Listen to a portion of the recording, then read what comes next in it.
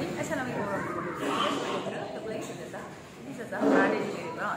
Nak beli nasi lemak suami kirim. Lepas tu rupanya hari ni 1 Mei, hari kerja, dia ada offer iaitu untuk tu nasi lemak. Harga dia cuma RM62 rezeki Zazah dan suami lain.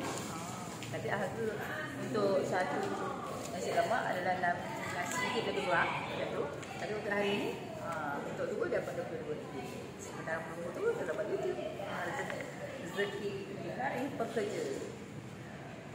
Sebab Zazah tengok dekat Instagram Mary Brown, dia tulis hari nasi lemak Mary Brown.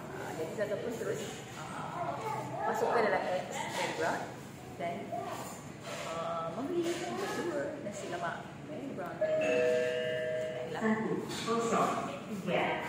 Nampaknya nombor Zazah. Dan kasih boleh Zazah nak ambil nasi lemak yang dipesan.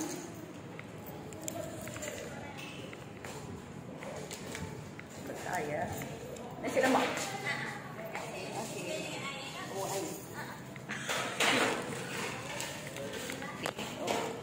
Nasi lemak lagi kat sini. Nasi lemak. Okey, ada air sekali. Ada. Sebab dia satu set. Zazah beli dengan nasi lemak. Hari nasi lemak sedunia. Mary Brown pula hari ni. Okeylah. Zazah nak balik. Bersama-sama. Bila kita jumpa video selanjutnya, jangan lupa subscribe, like, dan komen.